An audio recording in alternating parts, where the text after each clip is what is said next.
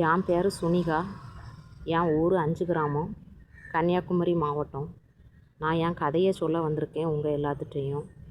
என் கதையில் நான் வச்சிருக்க பேர், தலைப்பு வீழ்ந்தாலும் எழுந்தவள், ஒரு தாயின் வாழ்க்கை கதை. ஒரு பெண்ணின் வாழ்க்கை எப்போது மாறும் என்று யாராலும் சொல்ல முடியாது. சில பெண்களுக்கு வாழ்க்கை மலரால் பாதை விரிக்கும்.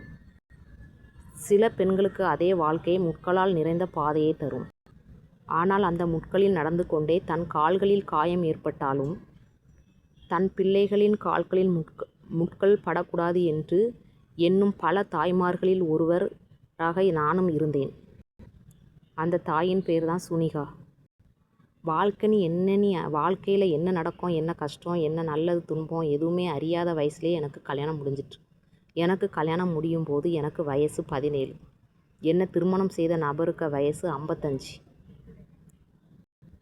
என் 2வது தங்கச்சிக்கு கல்லீரலில் கொக்கி புழு மாட்டினால அவளை ஆப்ரேஷன் பண்ணதுக்கு போதிய பணம் வசதி இல்லாமல் என்னை இந்த முதியவருக்கு கட்டி கொடுத்து 5 லட்ச ரூபா வாங்கிட்டு போய் அவளுக்கு ஆப்ரேஷனை சரி பண்ணாவ எங்கள் அம்மா. எந்த ஒரு தங்கச்சிக்காண்டி என் வாழ்க்கையை பணையம் வச்சு 5 லட்ச ரூபா வாங்கிட்டு போய் காப்பாற்றினாவளோ அவள் தான் என் வாழ்க்கையில் பிறகு பெரிய வில்லியாக இருப்பான்னு எனக்கு தெரியலை. எனக்கு கல்யாணம் முடியும் போது என் மனசில் ஒன்றும் எனக்கு பெரிய ஆசைலாம் கிடையாது. என் வீடு, என் பிள்ளைகள் அப்படின்னு தான் நான் சின்ன சின்ன கனவோடி தான் நான் இருந்தேன். ஆனால் வாழ்க்கை எனக்கு வேறு கதையை எழுதி கொண்டுட்டு இருக்குன்னு எனக்கு அதுக்கு பிறகு தான் தெரிஞ்சு. எனக்கு கல்யாணத்துக்கு பிறகு தான் 3 பிள்ளைகள் பிறந்து, அந்த 3 எனக்கு உயிர் உலகம். அந்த 3 இல்லாமல் என்னால் வாழ முடியாது என்ற நிலைமையில் நான் இருந்தேன். என் பிள்ளைகளை விட்டா எனக்கு வேறு கதியும் கிடையாது. ஆனால் எனக்கு குடும்ப வாழ்க்கை நீண்ட நாள் நிலைக்கவில்லை. என் கணவர் என் கூட என்ன சந்தேகப்படக்கூடிய நிலைமை எனக்கு வந்துட்டு. வேறு யார் கூடயும் வச்சு அவர் சந்தேகப்பட்டதில்லை. ஏன்னா என் வீட்டுக்கு வேறு எந்த ஆணும் வரதில்லை. என்னை பார்க்க எங்கள் அப்பா மட்டும்தான் வருவாவ. எங்கள் அப்பா கூட வச்சே என் மேலே சந்தேகப்பட்டு 5 கிராமம் ஸ்டேஷனில் ஒரு 19 வருஷத்துக்கு முன்னாடி ஒரு பெட்டிஷன் கொடுத்தாரு. அந்த பெட்டிஷனை விசாரித்த முத்துராஜினி ஒரு எஸ்ஐ, உன் 3 பிள்ளைகளும் ஒன்றை மாதிரி தான்மா இருக்குது, அவள் வேறு யாருக்கும் பெற்று வைக்கலை, டிஎன்ஏ டெஸ்ட்டு கூட எடுக்கண்டாம், உனக்கு தான் உன் பிள்ளைகள் பிறந்துன்னு சொல்லி அவர் சமாதானப்படுத்தின பிறகும் அந்த முதியவருக்கு சந்தேகம் தீரலை. சந்தேகம் உச்சத்தில் போனதுனால முத்துராஜ் எஸ்ஐ, அப்போ நீ வேணுமா அவள் கூட வாழண்டாம், ஆனால் அவளுக்கு 3 பிள்ளைகள் இருக்குது, அவள் பிள்ளைகளை விட்டுட்டு எங்கே போவா, அந்த வீட்டை அவள் பேரில் எழுதி வைன்னு சொல்லி நான் இருந்த வீட்டை என் பேரில் எழுதி இருந்துக்கிட்டு அவர் வீட்டை விட்டு வெளியே போனார். கொஞ்ச நாளில் இறந்து விட்டார். நான் 3 பிள்ளைகளோடு தனியாயிட்டேன். கையில் பணம் கிடையாது, ஆதரிக்க சொந்த பந்தம் கிடையாது, அம்மா அப்பா சப்போர்ட்டு கிடையாது, சின்ன ஒரு ஆதரவும் இல்லாமல் என் பிள்ளைகளை வச்சுக்கிட்டு அந்த வீட்டில் நான் மட்டும் அனாதையாக இருந்தேன்.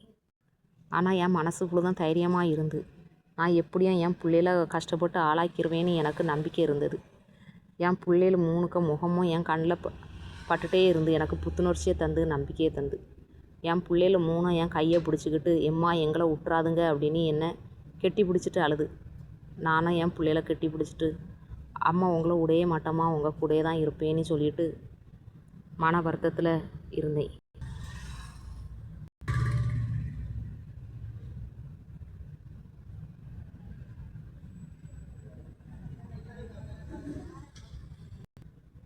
பிறகு வேலை தேடி சென்றேன். தேங்காய் சமக்க, வீட்டு வேலைக்கு, சோப்பு சர்ப்பு விற்க, தோசை மாவு அரைச்சி விற்றேன், நர்ஸு வேலைக்கு போனேன், ட்ரெஸ்ஸிங் பண்ண போனேன், மோளை அள்ள போனேன், ட்ரெஸ்ஸிங் பண்ணி வேறு தையல் வேலைக்கு போனேன். என்னென்ன வேலை தெரிஞ்சோ எல்லா வேலைக்கும் போனேன். ஆனால் அந்த பணத்தை வச்சுட்டு நான் ஆடம்பரமாக செலவு பண்ணலை. ரொம்ப சிக்கனமாக இருந்தேன். எவ்வளோ சிக்கனமாக என்னால் இருக்க முடிஞ்சோ அவ்வளோ சிக்கனமாக இருந்தேன். காய்ச்சல் தலைவலி வந்தாலும் மனம் சோர்வடைந்தாலும் நான் வேலையை மட்டும் கைவிடலை. ஒரு நாள் வேலைக்கு லீவும் போடலை.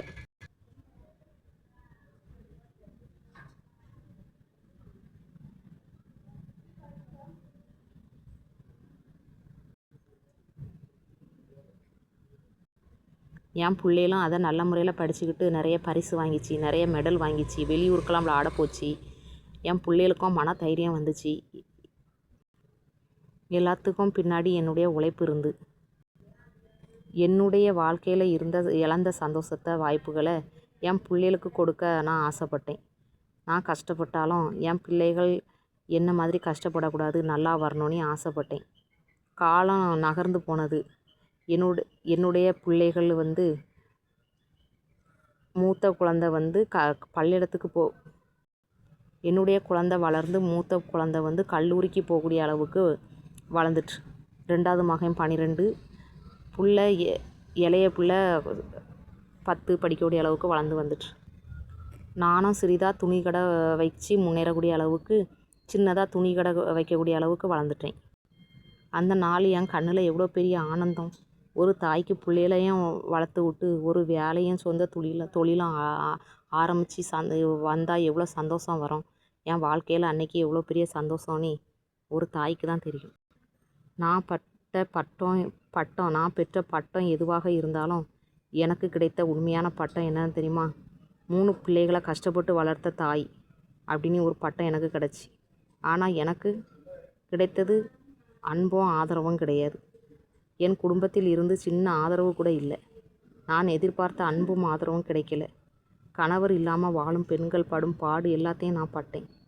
அதில் என்ன இடுப்பில் தட்டிக்கிட்டு நடு ரோட்டில் ஓடி போன ஒரு ஆம்பளையை பிடிச்சி நான் காவல்துறையில் ஒப்படைச்சேன். காலரை பிடிச்சி தரன்னு ரோட்டில் இழுத்துட்டு போய் காவல்துறையில் கொண்டு ஒப்படைச்சேன். இதில் நான் ரொம்ப தைரியமான பொம்பளைன்னு எனக்கு பேர் கிடச்சி.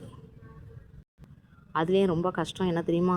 என் குடும்பத்தில் உள்ள என் சித்தப்பாமாரு, என் தங்கச்சி மாப்பிள்ளை, இவியலே என்கிட்ட தப்பாக நடக்கக்கூடிய நிலமை நான் யாருக்கும் உடன்படலை. எல்லாத்தையும் மீறி நானும் என் பிள்ளைகளும் தனியாக இருந்தோம்.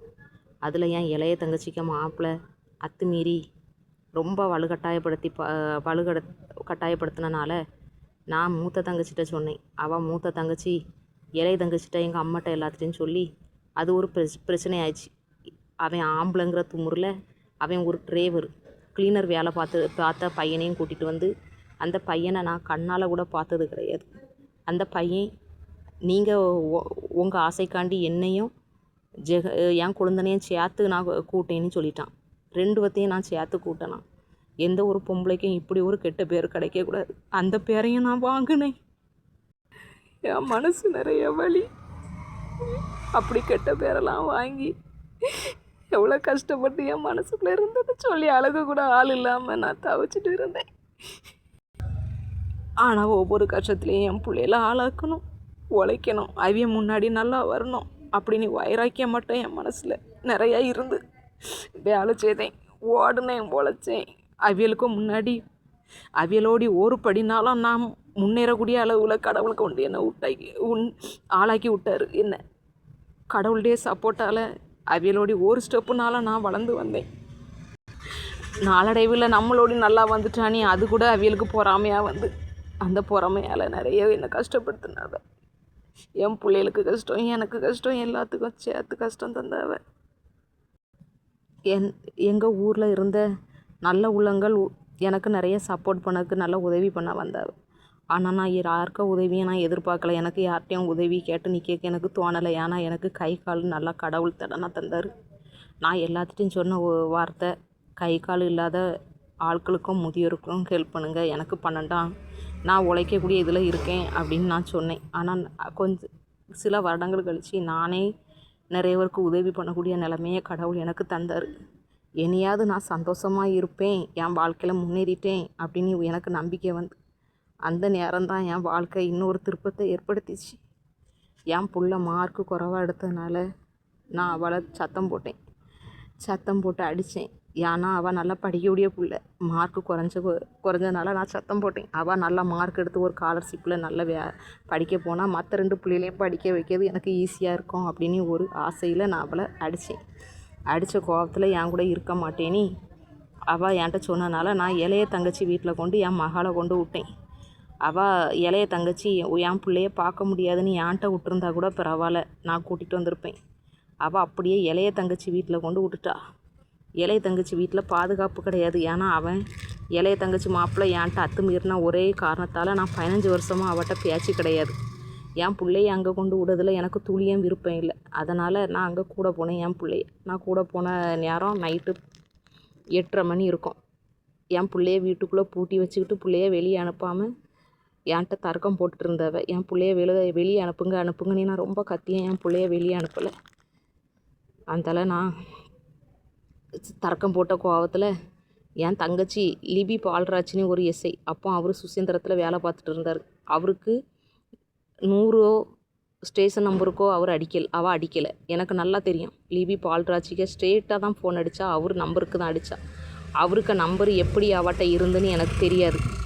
அவர் ஃபோன் பண்ண ஒரு 15 நிமிஷத்தில் வந்துட்டார். அவர் வரும்போது நாங்கள் சண்டை போட்டுட்ருக்கோம். எம்மா ஏய் அப்படின்னதோடி நான் கையை விட்டுட்டு நின்னேன். போலீஸுலா அப்படின்ட்டு நின்னேன். உடனே அவர் என்னை கூட்டு நீ அங்கே தள்ளிப்போ அப்படின்னாரு. அதில் தள்ளி போய் நின்னேன். ஒரு 2 காம்பவுண்டு தள்ளி போய் நின்னேன். கொஞ்சம் தூரம் தான், ஒரு 2 காம்பவுண்டு, ஒரு கொஞ்சம் தூரம் போய் நின்னேன். அவர் என் தங்கச்சிட்ட பேசினார். என்ன பேசினாருன்னு எனக்கு தெரியலை. திருப்பி வந்து உன் பிள்ளைய உன் கூட அனுப்ப மாட்டேன்னு சொன்னார். சார் என் பிள்ளைய என் கூட அனுப்புங்க, என் பிள்ளைக்கு இங்கே பாதுகாப்பு கிடையாது, நான் இங்கே என் பிள்ளைய விட மாட்டேன். அப்படி இல்லை உன் பிள்ளைய உன் கூட அனுப்ப முடியாது, நாளைக்கு வந்து கூட்டிகிட்டு போ.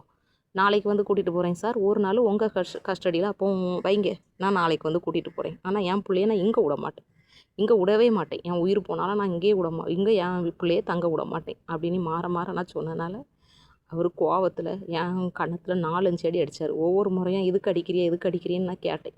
கேட்க மாற அடித்தார். என்னால் தலை சுற்றி அதில் மயங்கி விழுந்த பிறகு தான் அவர் விட்டார். அதுக்கப்புறம் அதில் இருந்தே தான் நான் 108 ஆம்புலன்ஸில் ஏறி ஆசாரிபுரம் ஆஸ்பத்திரிக்கு போகிறேன். ஆசாரிபுரம் ஆஸ்பத்திரியில் 11 நாள் இருந்தேன். 2வது நாளே சுசீந்திரம் போலீஸ் ஸ்டேஷன்லேருந்து ரிப்போர்ட் எடுக்க வந்தாங்க. அதில் நான் எழுதிட்டு இருக்கும்போதே ரிப்போர்ட் எடுக்க வந்த அதிகாரி இன்னொரு அதிகாரி செல்லுக்கு ஃபோன் போட்டு என்கிட்ட தாராரு. அந்த அதிகாரி யாருன்னு எனக்கு தெரியாது. எம்மா அவரை தம்பியாக நினச்சி மன்னிச்சு விடுன்னு சொன்னார். எனக்கு மன்னிக்க மனசு இல்லை. நான் தம்பியாக நினச்சி மன்னிச்சு விட மாட்டேன், எனக்கு நீங்கள் நடவடிக்கை எடுக்கணும்னு நான் அந்த ரிப்போர்ட்டில் எழுதி கொடுத்தேன். எழுதி கொடுத்த பிறகு எனக்கு எடுக்கலை. அதுக்கப்புறம் ஒவ்வொரு அதிகாரி, SP, DSP, IG, collector, commissioner, police, எஸ்ஐக்கு மேலே என்னென்ன அதிகாரிகள் உண்டோ எல்லா அதிகாரிக்கும் நான் பெட்டிஷன் மாற கொடுத்தேன். யாருமே எந்த ஸ்டெப் எடுக்கலை. அப்போ ஆட்சியில் இருந்தது ஸ்டாலின் முதலமைச்சர், அவர்கிட்டையும் 2 மனு கொடுத்தேன். யாருமே எந்த ஸ்டெப்பு எடுக்கலை. யாருமே விசாரிக்கலை. நான் ஒவ்வொரு மனு கூட்டிகிட்டே இருக்குது. 1, 2, 3 34 மனு கொடுத்துருக்கேன். மனித உரிமைக்கும் கொடுத்துருக்கேன். யாருமே எந்த ஸ்டெப்பு எடுக்கலை.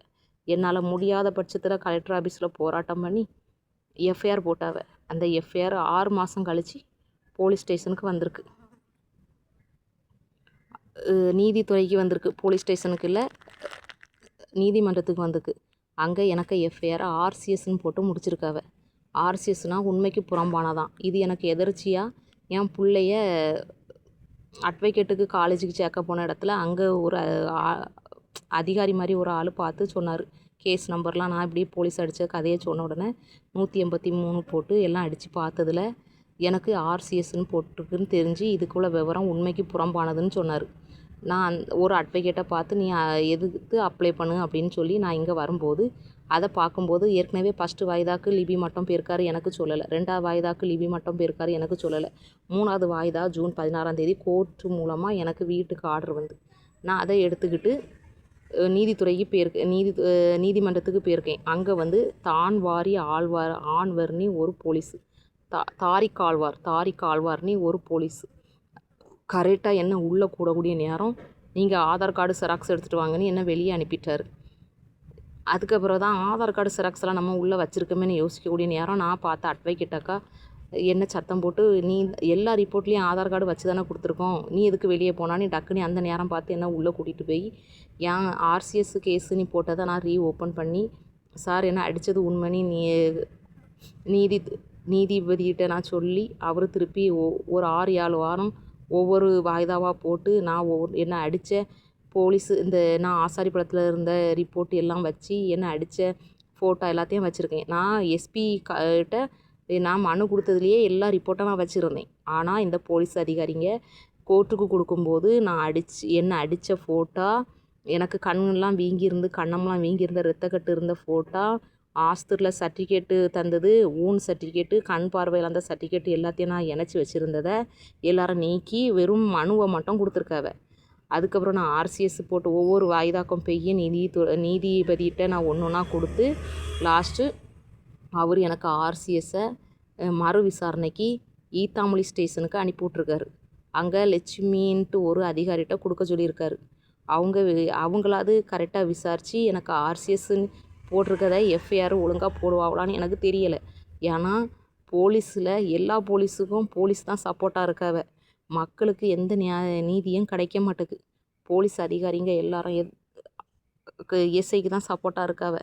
எனக்கு என்ன அடித்தது உண்மை. நான் இவ்வளோ போராட்டம் பண்ண பிறகும் ஒரு எஃப்ஐஆர் ஆர்சிஎஸ்ன்னு போட்டு முடிச்சிருக்காவனா அதில் உள்ள நிலைமையை மக்களாகிய நீங்கள் பார்க்கணும். எனக்கு என்னை அடித்த அதிகாரியை பழி வாங்கணும்னு எண்ணம்லாம் கிடையாது. என்னை அடித்தது எதுக்கு? நான் என்ன தப்பு பண்ணேன்? எதுக்கு அடித்தார்? எனக்கு நியாயம் கிடைக்கணும், நீதி கிடைக்கணும். அந்த ஒன்றுந்தான், அந்த ஒன்றுக்காண்டி தான் நான் போராடிட்டுருக்கேன். எனக்கு இப்போ ஈத்தாமொழி ஸ்டேஷன்லையாவது நேர்மையாக விசாரிக்கணும், உண்மையை கண்டுபிடிக்கணும், எனக்கு நியாயம் கிடைக்கணும். தொடர்ந்து நான் ஒவ்வொரு அதிகாரிகளுக்கு தொடர்ந்து ஒவ்வொரு அதிகாரிக்கு கதவையும் தட்டி கொண்டே இருந்தேன். ஆனால் சில கதவுகள் திறக்கலை. சில கதவுகள் எனக்கு நான் போகிறதுக்கு முன்னாடியே மூடிட்டு நீண்ட நேரம் காத்திருக்க வச்சு, சில பேர் நீண்ட நேரம் என்னை காத்திருக்க வச்சார். பதில் கிடைக்கல. நான் இன்னும் நடந்துகிட்டே இருக்கேன். என் வாழ்க்கையில் இருந்து நான் இன்னும் ஓடிட்டே இருக்கேன். இன்னும் நியாயம் கிடைக்கல. என் வாழ்க்கையில் வெளியிருந்து பார்த்தா ஒரு பெண்ணின் வாழ்க்கையில் நடந்த துயரங்கள் பட்டியல் போல் தெரியும். ஆனால் உள்ளே பார்த்தா வேறு உண்மையே தெரியும். நான் வீழ்ந்த ஒவ்வொரு முறையும் எழுந்திரிச்சேன். கணவன் விட்டு சென்று போது எழுந்தேன். 3 பிள்ளைகள தனியாக இருக்கும் போதும் எழுந்தேன். கடினமாக வேலை செய்யும் போதும் எழுந்தேன். குடும்ப ஆதரவு இல்லாத நேரமாக எழுந்தேன். பிள்ளைகளுக்காக எழுந்து நின்றேன். போலீஸ் ஸ்டேஷனில் பிரச்சனை வந்தபோது எழுந்து நின்றேன். வழக்கு சிக்கலான போது எழுந்து நின்றேன். பல மனுக்கள் கொடுத்து போராடின போகிறவன் எழுந்து நின்றேன்.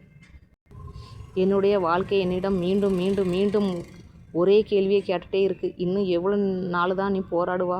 இன்னும் எவ்வளோ தான் தாங்குவா நீ? ஆனால் என்னுடைய ஒரே பதில், எனக்கு நியாயம் கிடைக்கும் வரை நான் போராடுவேன்.